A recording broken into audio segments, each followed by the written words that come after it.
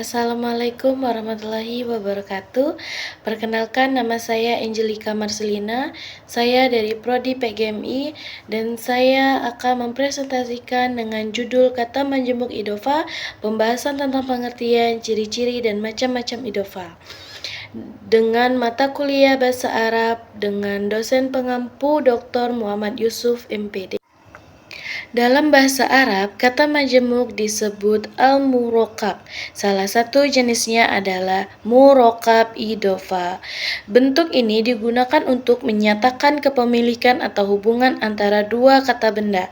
Secara bahasa idofa berarti penyandaran atau penggabungan. Secara istilah, idofa adalah penyandaran satu kata benda isim kepada kata benda lainnya untuk menjelaskan hubungan kepemilikannya, bagian atau keterangan. Dalam bahasa Indonesia, idofa mirip dengan kata majemuk atau frasa nominal, misalnya rumah guru. Contoh, buku murid, kitabut thalib, pintu sekolah, babul madrasid. Pengertian idofa. Pengertian idofa berarti idofa, penyandaran atau penambahan. Dan kata majemuk idofa adalah gabungan dua kata benda atau lebih dalam bahasa Arab, di mana kata pertama menjelaskan kepemilikan, sifat, atau hubungan terhadap kata dua. Kata pertama disebut mudhof dan kata kedua disebut mudhof ilaih.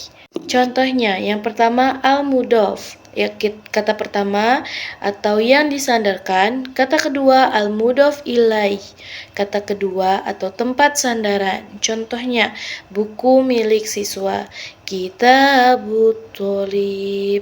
Struktur idofa. Struktur umum yaitu mudhof ditambah mudhof ilaih. Contoh, kitabut thalib, buku siswa, babu al-madrasah, pintu sekolah. Struktur idofa yaitu unsur fungsi contoh keterangan. Misalnya, mudhof kata pertama tidak bertanwin. Yang kedua, mudhof ilaih kata kedua majrur atau berharokat kasroh. Ciri-ciri idofa, tidak ada kata penghubung sepertinya atau dari. Secara eksplisit, hubungan kepemilikan atau keterangan sudah tersirat. Kata pertama mudhof selalu tanpa tanwin. Kata kedua mudhof ilaih biasanya beri harokat yang menunjukkan kasus atau nominatif, genitif, atau akusatif.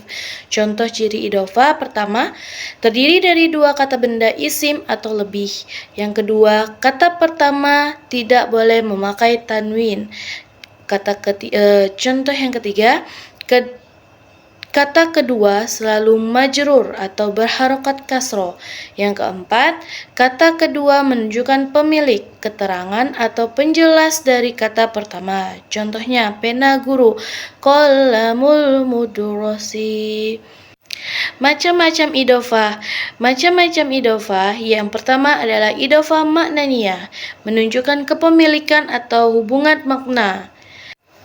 Yang kedua, idofa lafziyah, yaitu penyandaran untuk tujuan gramatikal atau i'rab tanpa perubahan makna kepemilikannya.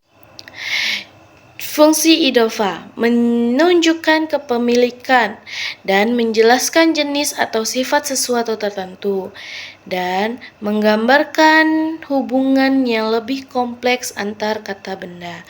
Fungsi idofa yaitu ada 4. Yang pertama, menunjukkan kepemilikan. Yang kedua, menunjukkan bagian dari sesuatu. Yang ketiga, menunjukkan penjelasan atau keterangan tambahan. Dan yang terakhir, membuat kalimat menjadi lebih ringkas dan padat. Nah, kesimpulannya, kata majemuk idofa adalah cara dalam bahasa Arab untuk menggabungkan dua kata sehingga kata pertama dimiliki atau dijelaskan oleh kata kedua tanpa menggunakan kata penghubung dengan aturan khusus pada harokat dan penulisan.